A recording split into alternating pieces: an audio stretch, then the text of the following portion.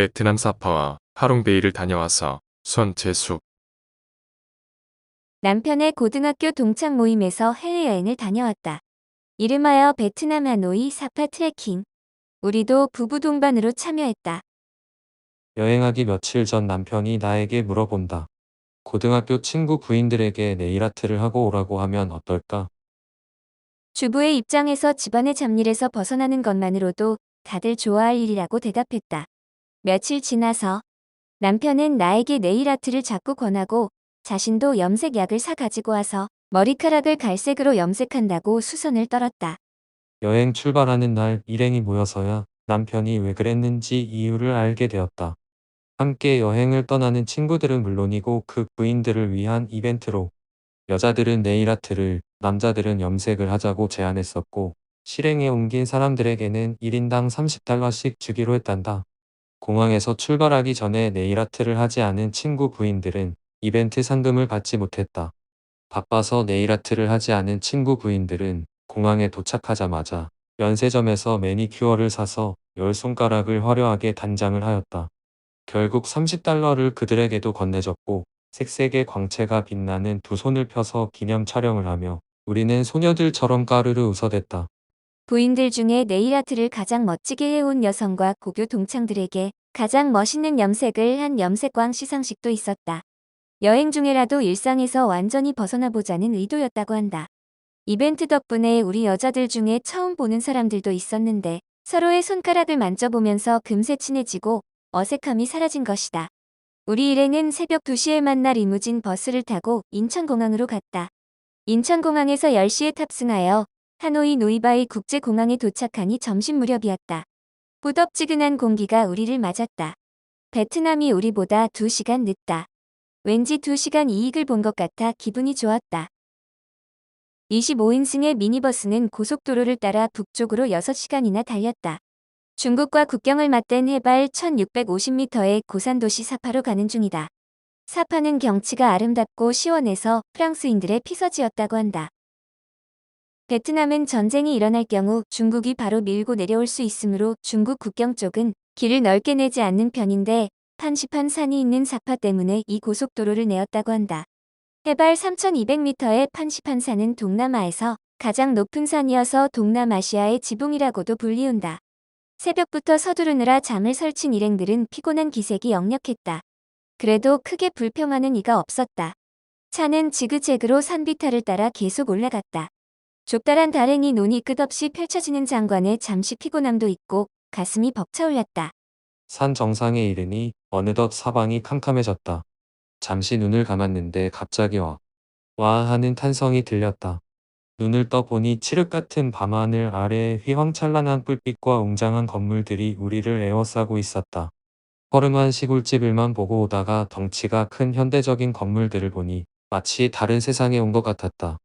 버스는 동네를 다니지 못한다고 해서 좁고 구불구불한 길을 골프장 카트 같은 차를 타고 식당으로 갔다. 거리의 불빛들이 어찌나 화려하게 전멸하는지 마치 조명 가게가 밀집한 거리에 온 것 같았다. 이런 고산지대에 어디에서 전력을 가져오는지 궁금했다. 다음날 이른 아침에 눈이 떠졌다. 날씨가 걱정되어 창문을 여는 순간 맑은 공기가 훅 들어오며 가랑이 논두렁이 옷자락처럼 펼쳐진 넓은 산의 풍경이 창문 아래로 펼쳐졌다. 마침 남편도 눈을 뜬 참이어서 함께 밖으로 산책을 나갔다. 밤새 내린 비가 그친 산의 품속을 청정한 공기와 습기를 다 쏟아낸 가벼운 구름과 함께 거닐었다. 걷다 보니 소수민족의 주거지가 나타났다.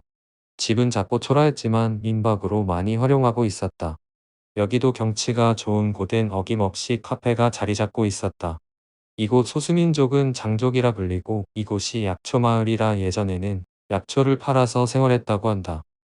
중국과 국경을 맞댄 소수민족들은 중국과 베트남 중에서 국적을 선택해야 했다. 거의 대부분 베트남을 선택한다고 한다. 어젯밤 식당에서 나오는데 아가를 등에 업은 어린 소녀들의 무리가 우리를 에워싸고 물건을 팔려고 했다. 물건이라야 조잡한 수공예품이나 수놓은 천 등이었다. 가이드는 정부에서 소수민족들에게 생활비 지원을 충분히 해주고 있으니 물건을 사주지 말라고 했다. 그러면 그들이 학교를 가지 않는다는 것이다. 아침 식사를 한 호텔의 식당은 창가로 보이는 경치가 좋았다. 식사를 끝내고 베란다에 나가 높은 산과 깊은 골짜기를 배경으로 사진들을 찍었다. 그러나 사진은 우리의 웃는 얼굴과 화기애애한 분위기만 담을 수 있었다. 식사를 마치고 판시판산에 케이블카를 타러 갔다. 판시판산은 베트남에서 가장 큰 산으로 우리의 백두산처럼 모든 베트남인들이 일생에 한 번은 오고 싶어하는 산이다. 그래서인지 출입구는 사람들로 가득 차서 오랜 시간 기다려야 했다. 여기에는 현지인들의 새치기도 한몫했다. 그들은 가장자리를 뚫고 들어와서 어느새 저 앞에 있곤 했다.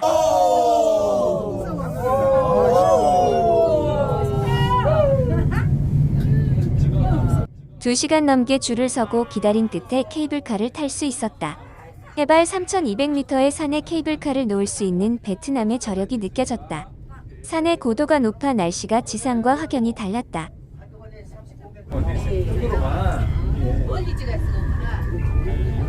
우리나라는 마사가 많이 있잖아요. 안 해봤어요. 이영화.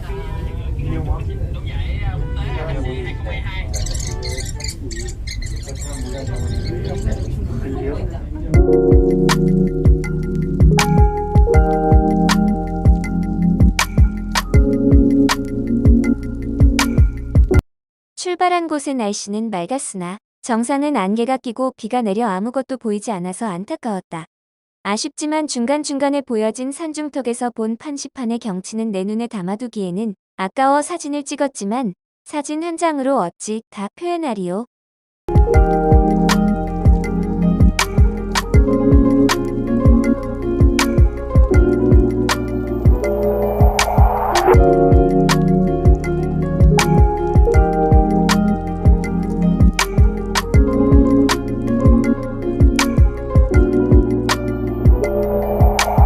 Can you help me? I need more energy. 오후에는 깎앗 마을 투어를 했다. 깎앗은 고양이라는 뜻이다. 어느 가게에서 고양이 봉제 인형을 샀는데 선량한 그들의 눈빛과 웃음을 잊을 수 없다.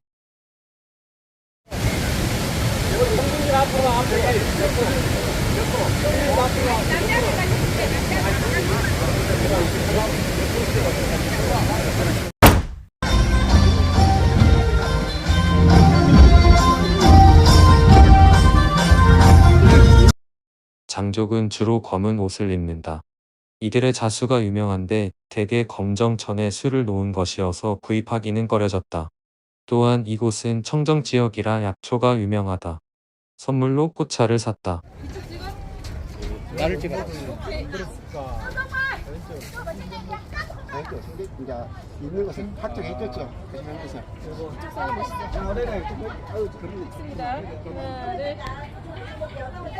아, 햇빛 때문에 안 돼. 내가 그 차는 좋네. 안 와요. 우리 그때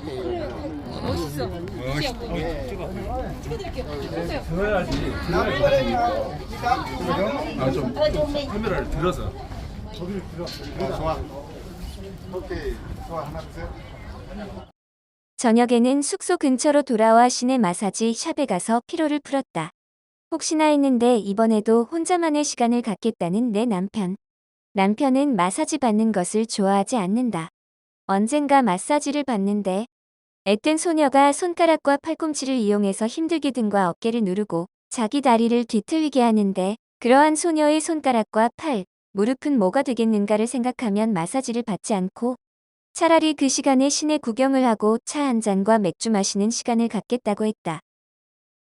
다음 날은 하롱베이에서 크루즈배를 타야 해서 새벽 일찍 출발했다. 사파에서의 힐링도 잠시, 우리는 다시 피로감에 시달렸다. 버스는 덜거덩거리며 좋기 8시간 열을 달렸다. 다들 피곤에 지쳐있을 무렵 클래식을 좋아하고 깊은 소양을 지닌 동창 모임에 회장이 앞으로 나왔다. 요번 여행 중에 지루할 때 친구들에게 들려주고 싶어서 몇 가지 클래식 음악을 준비해왔다고 조심스럽게 얘기한다. 하지만 버스의 오디오 상태가 우리나라의 리무진 버스와는 달리 그다지 좋지 않았다. 그럼에도 우리가 접하기 쉽게, 클래식을 듣기 쉽게 편집해서 기초 지식과 배경 설명을 곁들여 틀어주었다. 덕분에 즐겁게 음악 감상도 하고 창밖 베트남의 풍경을 즐겼지만 또 다른 친구들에게는 취침하기에 적합한 힐링 음악으로 들렸을지 모른다.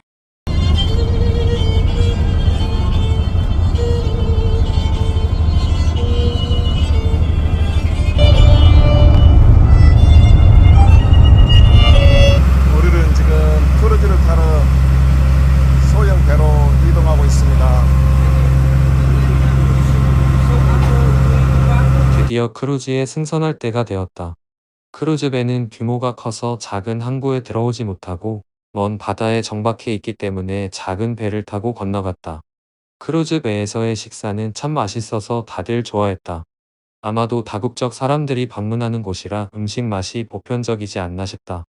식사 후에는 카약도 타고 바다에서 수영도 즐겼다.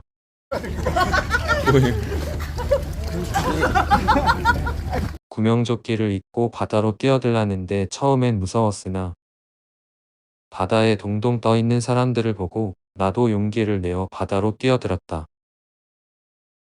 수평선 저 멀리 하롱베이의 산을 바라보며 수영을 하는데 구명조끼를 입어서 잘 뜨는 것을 사람들은 내가 수영을 무척 잘한다고 감탄해 주었다. 선실로 돌아와 침대에 누워 밖을 내다보니 배는 하롱베이 더 깊숙이 안쪽으로 들어가고 있었다. 특이한 형태의 산들이 둥둥 떠서 지나갔다. 갑판에 올라 사진을 찍고 놀다 보니 배에서 제공하는 요리 시간이 되었다. 크루즈 배의 셰프가 가르쳐주대로 스프링롤을 만들어 보았다.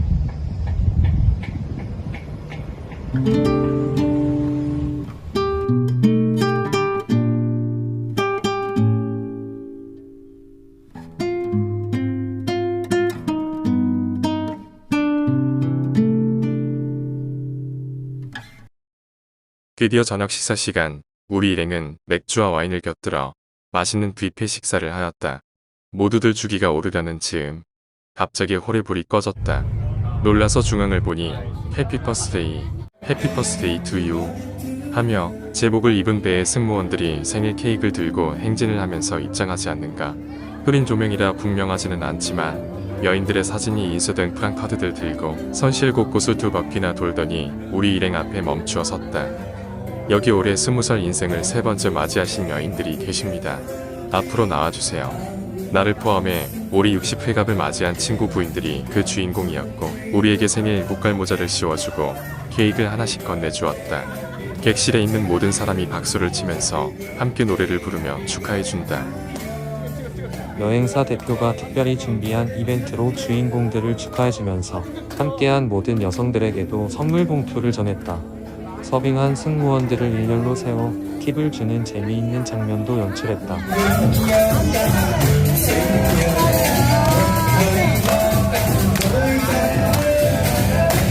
회갑이 아직 안 된 친구 부인들이 우리도 축하해줄게요. 나가서 춤춰요. 했다. 누가 먼저라 할 것 없이 우르르 무대로 올라가 흥겹게 춤을 추고 노래를 불렀고 우리들의 노래가 끝나자 홀에 있던 다른 외국인들도 우리에게 다가와서 축하를 해주고 젊은 아가씨 2명은 무대로 나가 축하 노래도 부르며 함께 놀아주었다.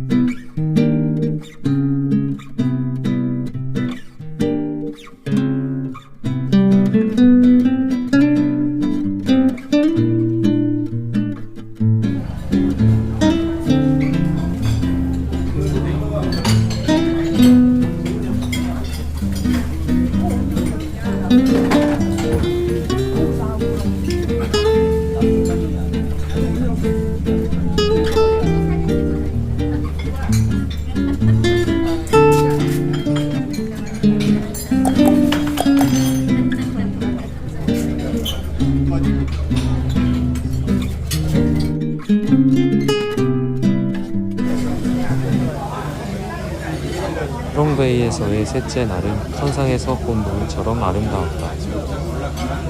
넷째 날 오전에는 베트남 모자, 롱을 쓰고 광주리 배를 타고 해안과 동구를 관광했다. 우리가 탄 배의 뱃사공은 베트남 전통 노래도 불러주고 연신 사진도 찍어주었다. 일행들과 이렇게 좋은 시간을 갖노라니 새삼 감사하란 생각이 들었다.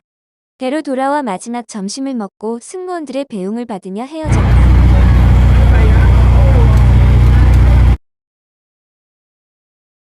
오후에는 호안기엠 호수 주변을 돌아다녔다.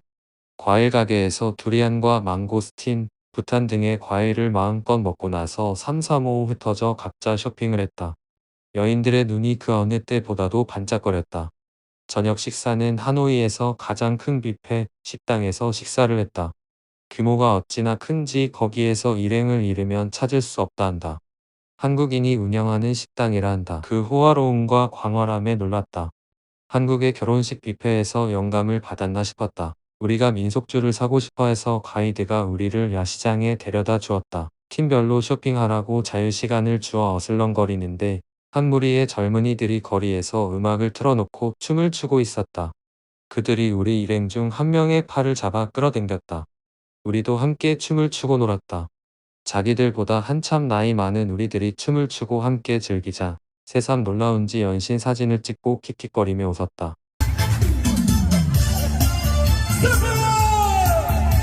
하노이의 밤거리는 자유롭고 생동감이 넘쳤다. 젊은이들의 무리도 심심찮게 볼 수 있었다.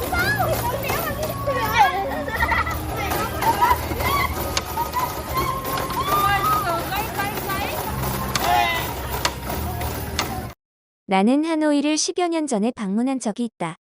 그때에는 거리가 온통 오토바이로 넘쳐났었다. 소음과 매캐한 매연이 가득했고 오토바이에 의자들을 얹어 온 가족이 타고 거리를 질주하고 있었다. 여자들도 오토바이 운전을 잘하는데 교통신호도 없이 사람이 길을 건너도 무작정 질주했다.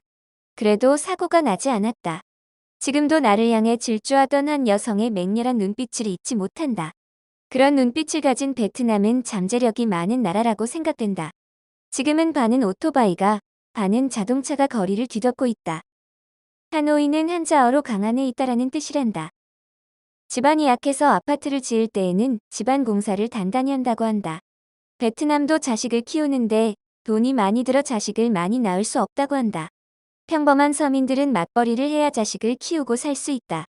집도 비싸서 월세로 사는 사람들이 많이 있다. 가이드는 한국에 와서 대학을 다닌 사람이었다. 매번 한국인 관광객이 공항으로 떠날 즈음엔 함께 한국으로 가고 싶어진다고 했다. 작은 몸집에 선한 눈빛의 그 중학생 딸 둘을 키우는 그가 어서 돈을 많이 벌어 집도 사고 한국으로 가족 여행을 올 수 있었으면 좋겠다.